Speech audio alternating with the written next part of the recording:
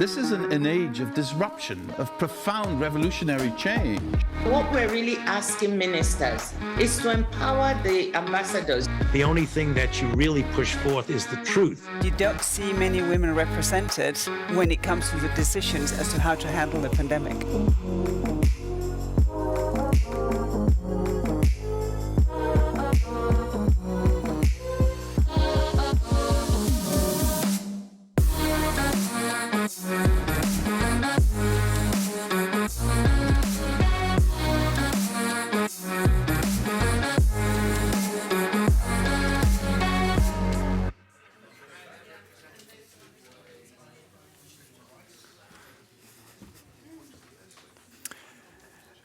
Good morning, everyone, and welcome back online and here in the venue. I hope you enjoyed the coffee and the pastries.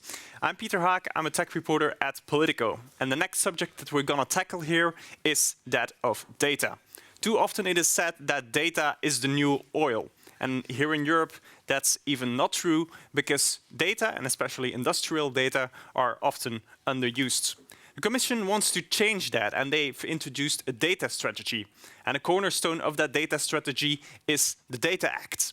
The Data Act is a bill that wants to regulate who can access the data generated by connected devices, like fridges, but also industrial robots.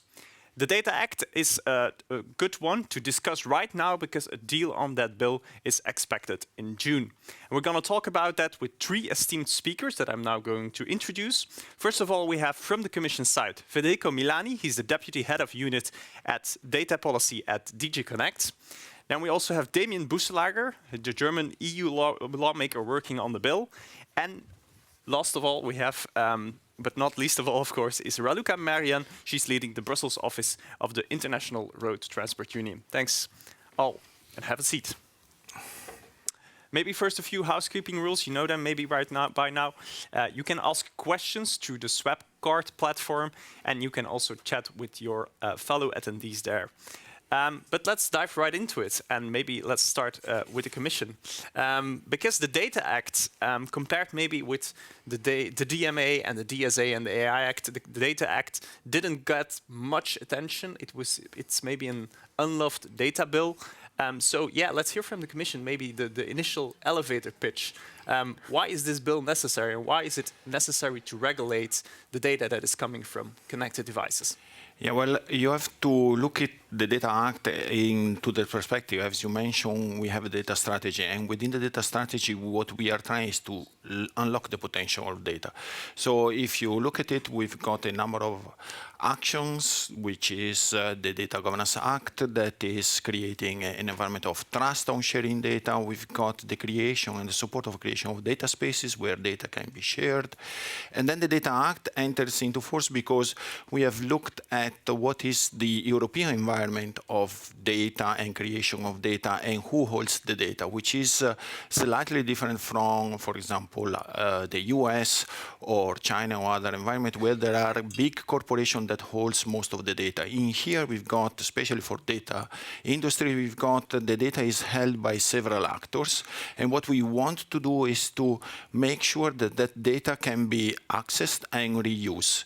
So give back to the who generates the data and who is therefore is using the smart devices, the possibility to share the data with third parties or to access the data so that they can have better services, more innovation can come out and brought forward by these new SMEs that can have access to this data. So access and reuse. Let's maybe go to you, Mrs. Marianne. If we look at it from a transport perspective, where do you see any benefits coming from this perspective? You started by saying that this didn't catch a lot of attention. It definitely caught our attention. That's good to hear. As transport operators, because we've been long calling for access to the data generated by our own vehicles, not necessarily ourselves, but the service providers of our choice. And this is in order to facilitate basically our operations. So just to give you an example to see how this works with us, if we want to check fuel consumption or driver behavior, then for all this kind of monitoring of the vehicle, of a large truck, let's say, if we go to a service provider, we need to purchase a separate device to stick it to our truck in order to have access to the data, because there is no other way. The manufacturer wouldn't automatically allow access to this data. So I think I can only support the Commission's proposal and the main purpose of this, which is give access to the generators of this data and of service providers of their choice to the data they need. So it's kind of a facilitator to be also more sustainable and to maybe meet sustainable. other EU regulations. Exactly. Yeah. Damien, you're working, if I may say Damien, let's maybe go for first names. Yeah, you're working on this bill. You've probably seen a lot of lobby groups, lobbyists coming to you, presenting their views. Where are the areas that you see that you think this will affect most, and where are the most benefits coming from this, or maybe disadvantages? Yeah, absolutely. I mean, I often have the feeling when you say data, most of the people start looking at their phone and to see what's happening on Twitter because, you know, it sounds much more fun. But I do think that, I mean, Commissioner Breton actually in the beginning of the trilogue said of all the big five data or like digital laws that were proposed, this is the most central one for him. We can argue about it, but I do agree because it actually allocates the value of data to the different stakeholders who are in this game of the connected product. So for me, all parts are important, but the one that I focused most on, because I think it's the most decisive for our economy, and it will actually have effects horizontally across all our connected devices, is the B2B data sharing part, which is Chapter 2. And there, we really try to set up a construct that would allow the generator or the owner of a connected device to have access, but also, and this is quite important for me, have the right to monetize non-personal data. Because what my goal is, and what also you just said, is the idea that not only can the owner access the data that is on their device, or like that they're generating by the use of, but also they know what kind of data they can sell on a data market. And that's what we actually regulated in the DGA, one of the other 5 digital laws, that we have data intermediaries, data markets that are functioning, so that in the end, from the 5% of industrial data that's currently being used, we get to 85%, and that can only be possible if you have really liquid data markets. So you need to clarify for small and medium-sized businesses that bought like some form of a machinery or a truck owner or whoever it is, what kind of data they can easily just put on the data market. And if we speak about machinery, can you give a flavor of the sectors, companies that really are interested in this and that see a benefit of data access and data sharing? So there's a huge lobbying war going on. So maybe it's not so prevalent in consumer spaces, because consumer data is often personal data, and it has a lot to do with industrial data, which is why maybe it doesn't have the mass media attention that, let's say, a Digital Services Act has. But I can tell you that any manufacturer of a connected device is aware of this act, as well as most, but not all, of the owners of connected devices. Yeah. But you have CEOs of large European manufacturers being very aware of what's going on and also expressing their views. So maybe they're listening at the moment right now. By the way, I see that there is a little problem with your mic. I don't know if the technical team wants to come in. As long as you can hear me. There is someone on his way. Perfect. Maybe a question to the Commission, because of course when we speak about the data generated by machines and the fact that this is exchanged between different companies, that's of course a good thing because new services can be built on that. But in other regions, for example, in the US, let's maybe not talk about China there, but in the US and other regions, this is settled through contracts, and this is how it is always has been. There is a contract between a manufacturer, a buyer of the device, for that data, to settle who can access the data. Isn't that a better way to do that, just through contact? But what we are not preventing to establish contact between. Actually, what we are trying to do is that to promote the use of contracts. The main important thing and the most important thing is that what we want to give is the right to the generator of the data to have access to the data. So to go to the producer of the data and say, well, I'm generating this data, I would like to have access under specific conditions that could be set up in a contractual forms.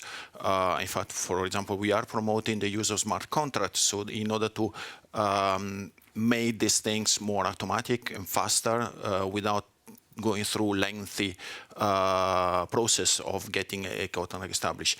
So there is still the possibility of the manufacturer to have control to whom this data is going to be given, and that one we understand it perfectly, because we do not want that this data will be then used to enter immediately in competition, proposing a device that is entering into competition with the manufacturer. But still, we want really that who's using the data, who's using the IoT device, the smart device, has got this possibility of expanding the possibility of using other services provided by. Is it then also maybe a bit of a competition element, because you actually want to enforce the rights and create a level playing field? Indeed, indeed. Okay. That is trying to push and to promote innovation also from small medium enterprises. This is why we are putting so much focus on the possibility of small medium enterprises to get access to the data. If I turn to the transport sector, I can imagine that you already had some contracts in place between manufacturers and transport operators. What was the current practice there, and how can the Data Act be a breakaway from that? Contracts work when the bargaining power is equal or similar. In our sector, we have 900,000 companies, and most of them, over 80%, are small and medium-sized. And when I say a small company, it's 5 trucks or 5 coaches, so really small ones. They don't even think of data. That's the problem. That, of course, it doesn't mean data doesn't have a value for them, but they are too small. So then they need a framework. They need a framework which guarantees their rights. So a framework more than a contract. A legal framework. A legal Not a contractual framework. There is always a contract, and somewhere in page 40 in a footnote there is something about data. I think a good one to go a bit further is on the bargaining power. You always have like a manufacturer, maybe even a leaser, and then you have the user of the device and maybe a third party. In the negotiations, there was a lot of concerns about trade secrets. You had a lot of big companies saying like, yeah, but if you're going to open up all these data streams, people can maybe look at the data and they can they can really build the device up from the ground based on the data that they've seen. So this concern about intellectual property, we have seen that popping up times and times again. Maybe even some people said like you're going to roll out the red carpet for Chinese copycats. Damien, do you have a reply on that concern? Yeah, so I just want to make a quick comment on what was said before, and then I'll answer definitely on the trade secrets as well. But I think what you just said in terms of, we want to give the user the chance to ask the data holder to transfer some data to someone else to get another service. I think this is what you can read out of the Commission proposal from the beginning. And there's a big difference to what we saw and what we did in Parliament, which is to say that there should always be a contract that allows anyone to have access to the data coming out of your device. So we don't assume that the manufacturer just gets data and then I have to always back to, ask them to maybe send some data to someone else. But we should first clarify that there's a manufacturer who sells you a product and then their rights on this product are gone. Maybe they have some liability, they have some warranty, but it's over. And then you own the device. If you then engage in a contractual relationship, a service agreement over a period of time to get some service over time for this connected device to function, an operational service if you want, then there in this contract you should clarify very clearly what kind of data am I sharing out of my device with the service provider, and what kind of rights do I have on this data? So I think, first of all, we shouldn't assume that manufacturers just have a God-given right on data. But it's, there is a contractual relationship that lets this flow. But they have a God-given right on their intellectual property. So and that's then we come to your question. So if we now say in the Data Act, generally I should have access as an owner of a device of the product data that leaves my device. That's what we are basically proposing in the Data Act from Parliament side. then you have to take these concerns seriously. So IP is generally out. Yeah? IP, and I really am a huge fan of IP law. You know, like you go to a third entity, you say, this is really my intellectual property, please make sure that this is safeguarded. It's a different thing than trade secrets. Trade secrets are unilaterally declared, saying that I know something that the industry generally and the experts don't know, and I'm saying this is a trade secret. Okay, but still it's valuable, and we do allow for more access to certain data, and there could be some trade secrets unwantedly disclosed in a way. So what we are saying is, when you share that data, you have to if there is this operational agreement, the service agreement, from the beginning it needs to be clear what kind of data has potentially trade secrets connected to them, who is the trade secret owner, doesn't always have to be the manufacturer, could be also like a component manufacturer. And then we have to say, okay, how are we going to safeguard that trade secret? And that also needs to be clear when the user shares that data with a third party. How are we safeguarding the trade secret when we share it with a third party? And then we come to the question, should we differentiate between the European internal market, where we can enforce the trade secret directive, which entails sanctions for disclosing trade secrets, and how do we operate within other markets where we maybe don't have that enforcement power?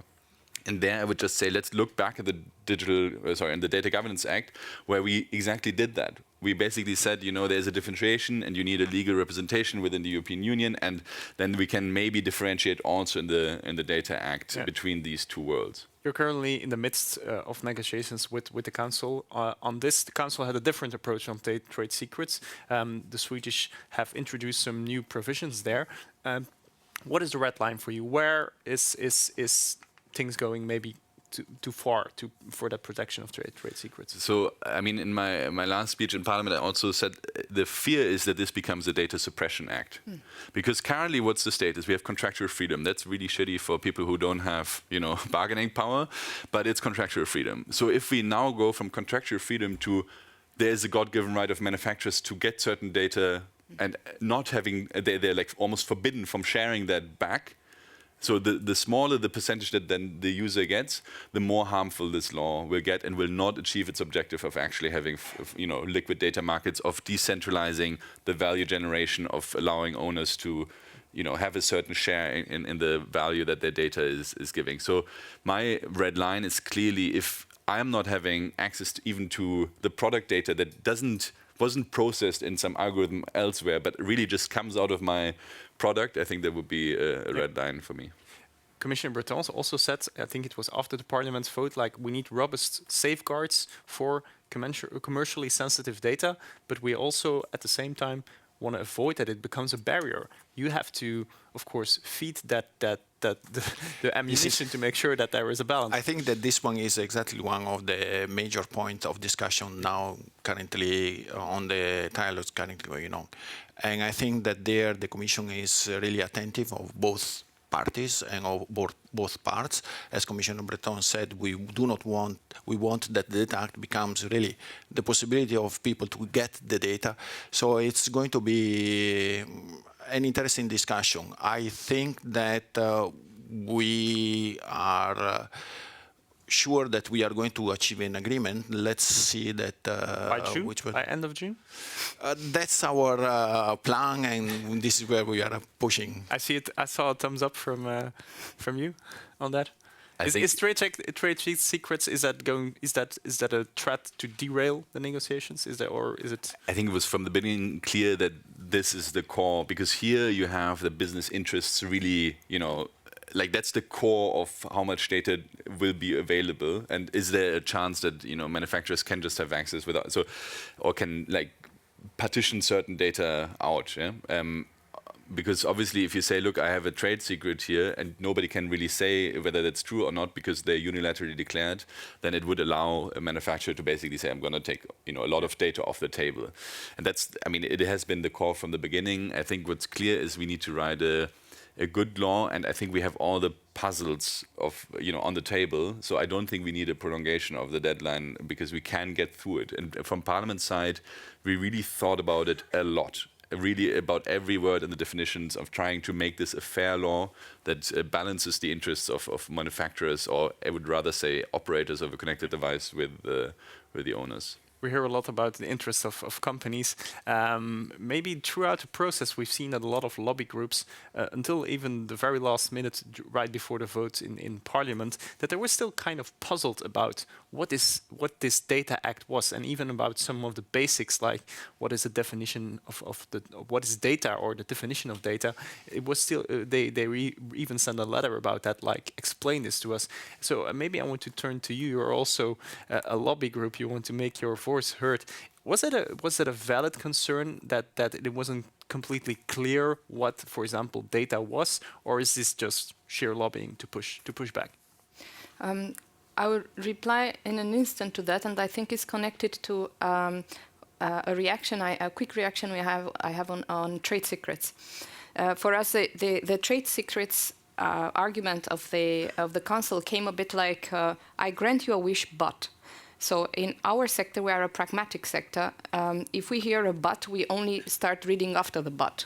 Okay, so it means we have a law, but we don't have a law. So if you have a barrier, and first of all, also when we heard of trade secrets, I said, what trade secrets? Because we have been constantly concerned of trade secrets, because manufacturers get information about, again, driver behavior, fuel consumption, efficiency of our operations, and they end up in a black box. And we do not know how they process this data and with whom they share this information. These are trade secrets. There are secrets about our operations. I think these are the secrets we should talk about. So this brings me to the question you just asked, which is on what kind of data we are talking about. And this was also one of our questions, and also one of our concerns, because we said from the very beginning it should be clear that it's not only the raw data. Now it's clear it's only the raw data. And we are not, well, happy to hear that. Some revelations on stage. Derived data and inferred data. So that's where a lot of value lies for us. And it lies for us from two sides. First, our access to this information, because transport operators will obviously not often make use of really pure raw data. They're service providers, of course, but not themselves. But also, as I said, when it comes to the black box. So if this is in the scope of the regulation, it means our consent is needed. Our consent is needed for sending this information further, so that the manufacturer shares this information with someone else. If these kind of data are completely out of the scope, then the black box is still there. Yeah. Can her concerns be assuaged by?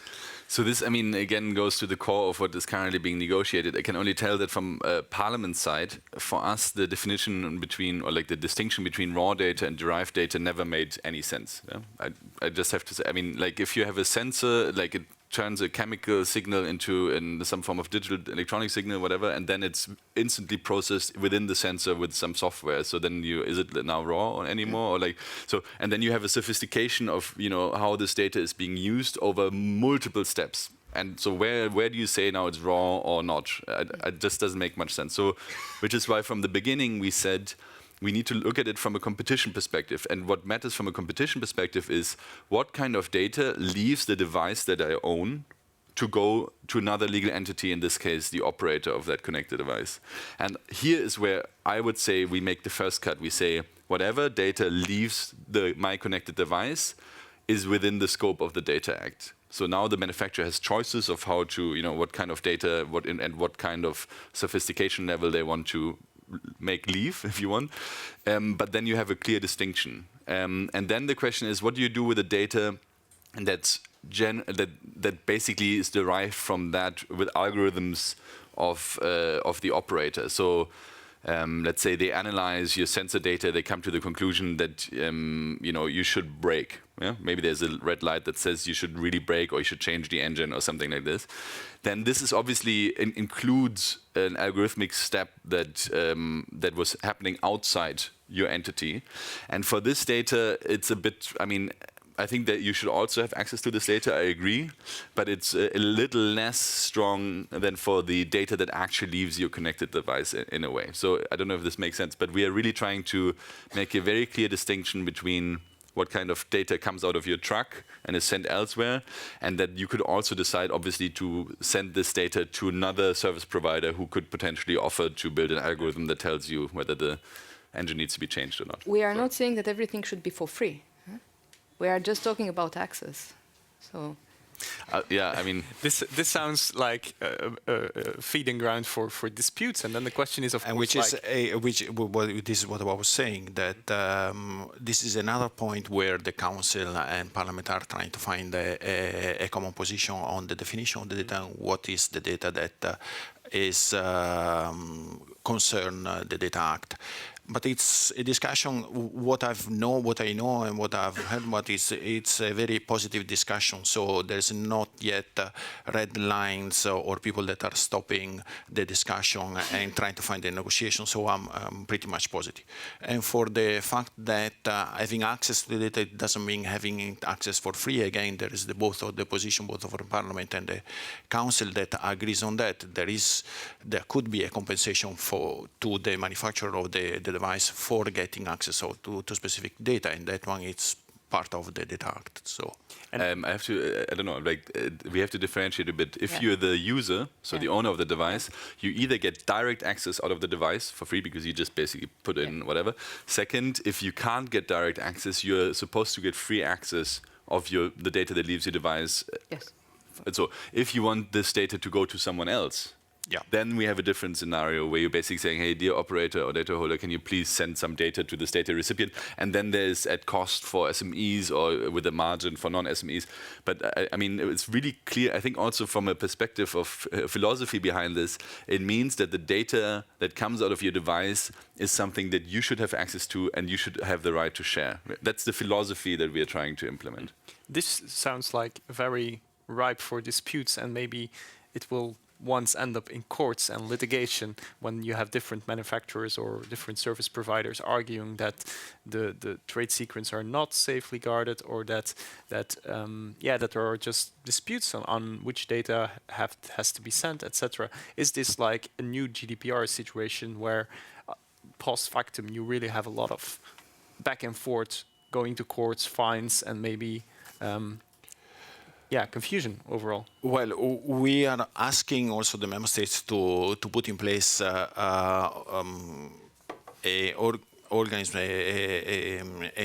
system in order to respond to this type of disputes. But of course, one of the major objectives now of the negotiation is to try to find out, to make it the legislation as clear as possible, so that there will be very few needs of getting into a dispute case. But the case, it's part of the thinking is part of the Data Act, and having this type of organization, institution that will be able to regulate and to take a decision among disputes that might raise. Yeah, and maybe for the audience, what's the time horizon that these institutes in different member states have to be in place and that they can maybe settle some disputes? Yeah, it's part of the Data Act, and it's part of the entering into force of the Data Act, that now it has been, the proposal is that it's likely to prolong it. We were extremely ambitious, and we wanted that it would be entering into force pretty soon. It has been prolonged, and let's see now again the negotiation, what will be the final period of for the member states to put in place all these 2025, 2026? I think it's 18 or 24 months currently on the exactly. table. Okay. So it depends. Yeah. Hopefully it will be staying 18, but I don't know. Let's see. Now we're already zoning out a bit. We have the Data Act, but we of course have the larger EU data strategy. You already mentioned the Data Governance Act. We also have the first sectoral data legislation with the European health data space. I think the transport sector is also eagerly awaiting the mobility data space and the car data legislation. Can you give us a preview about what's next? Of course, still in this mandate, but maybe the next mandate. What are the plans on the table? There is, in the Commission, there are a number of, as you said, a number of legislation. There is the e-health data, the e-health data space regulation that is coming, that is being discussed, and then there is also provision for making new type of legislation. What is our concern especially as the unit that has drafted and is following up the negotiation, is to make sure that the Data Act will remain as the framework, the basic framework upon which all the various sectorial or the possible various sectorial legislation will come into force. What we are also would like to see is that, first of all, there is a sort of analysis on what is the impact of the Data Act before to try to have other sectorial legislation that might, again, fragment all the different sectors in having manufacturer or whatever that has to apply and follow up different type of legislation. That sounds like you're pushing back a bit against sectoral data legislation before the impact of the Data Act is known. Our approach would be like that one, but there are certain cases where there might be the need of having a sectorial legislation, and that one you already mentioned it. That's a clear warning for the next Commission. There's the transport sector. Yeah, maybe the transport sector's view on that. Yes. So we've heard this, and it comes also quite often from the manufacturers that we should wait for the outcome of the Data Act in order to go more specifically. But we think there is no need in the transport sector. So the specific sectorial legislation for access to in-vehicle data is needed, and for some of the reasons we just mentioned even in today's discussion. So, for example, what is trade secrets in our sector? What is process data in our sector, and the fact that after they leave the vehicle, the situation is a little bit ambiguous, and there we can talk about a consideration and so let's say monies and so on. So these are aspects which can all be clarified in a sector-specific legislation, and we are one of the sector which issues huge quantities of data. So we can't wait for 5 years from now on to have these clarifications in place. Yeah.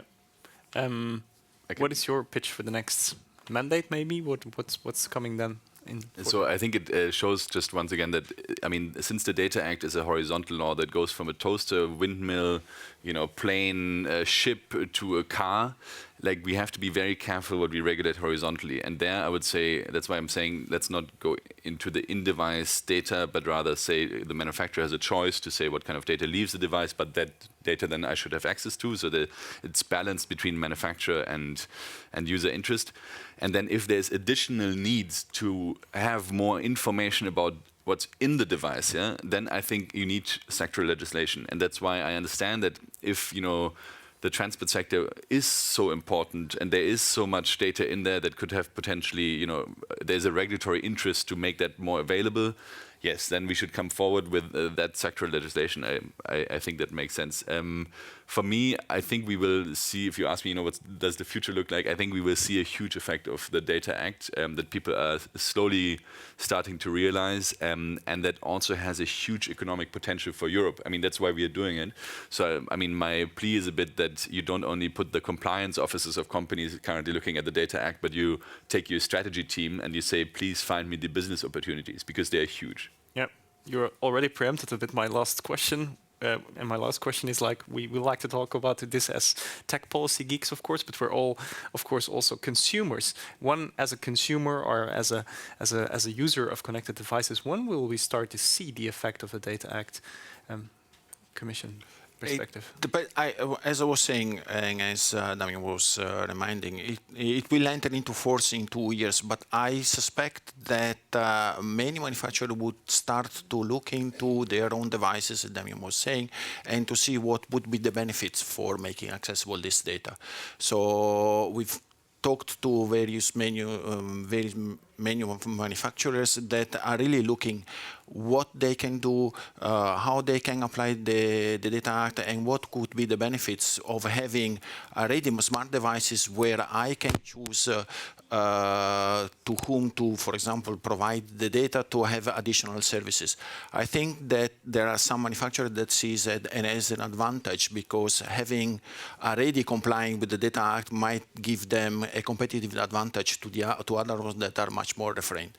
And so I hope that even before entering into force of the Data Act, we will see some effects. This is my hope, though. Is it already happening in the transport sector? Is the impact already coming in? No, I wouldn't say it's already coming in. And I think by the time we notice that it's coming in, it will be minimum 2026. So because you don't gather the information so quickly. And we have to see also these data spaces. The data spaces won't be a regulatory framework.